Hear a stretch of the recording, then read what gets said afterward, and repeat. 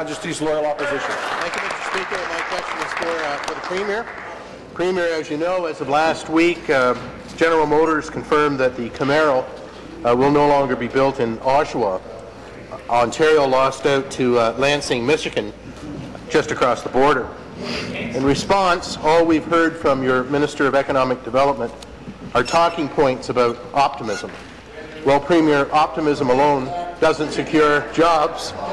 So can you tell us, what is your plan to keep GM in Oshawa? Well, Mr. Speaker, and I know the Minister of Economic Development and Employment is going to want to speak to this, but I would say, first of all, we're not going to apologize for being optimistic about the economy in Ontario, Mr. Speaker, because we are optimistic.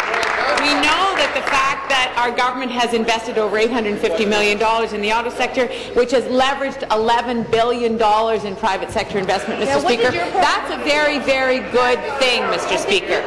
And since the summer, Ontario has seen nearly $4 billion in new auto investments. So what's happening, Mr. Speaker, is that the decisions we made in terms of the auto sector, decisions that the party opposite did not support, Mr. Speaker, those decisions have actually borne fruit, and the auto sector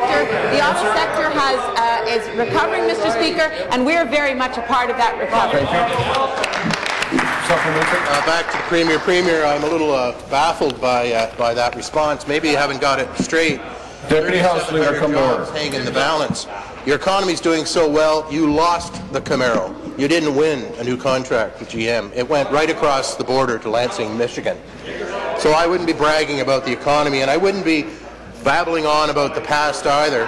3,700 people, workers at GM, are looking for an answer about their futures and their future job prospects. So I'll give you an opportunity again.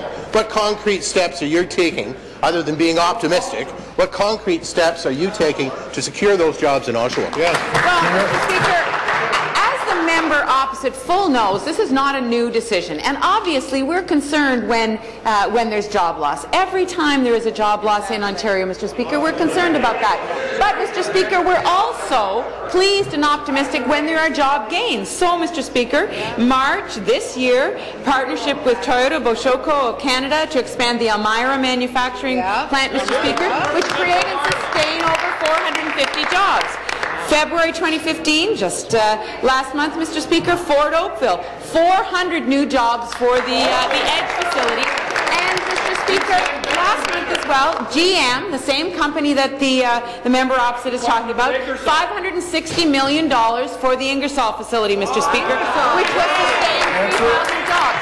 So, Mr. Speaker, I think we do have to look at overall the auto sector story in Ontario, and it is a good one, Mr. Speaker. Final supplementary. Back to the Premier.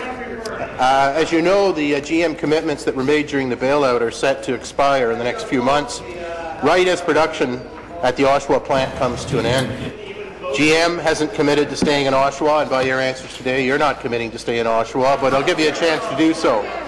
Have you given up on Oshawa, or can you promise that they will be there for many years to come? Good question. Minister of Economic Development. Trade and Employment. Mr. Speaker, unlike the member opposite and his party, this government has been there to support the auto sector every step of the way. We're talking about a party, Mr. Speaker, during the depths of the recession that wanted to completely kiss off the auto sector, Mr. Speaker. The quote from them is, "Let those plants close." They would have cost us 500,000 jobs across this province. We're working hard with GM. We're working hard, Mr. Speaker, with our partners in Labour. We're going to do everything we can to land a future mandate in Oshawa. We're optimistic, and we won't apologize for that. After $4 billion of investment since November in this province, Mr. Speaker, our auto sector is going in the right direction because we supported them during the recession. Thank God we didn't take your advice, which would have cost us 500,000 jobs directly. Thank you. Be seated, please.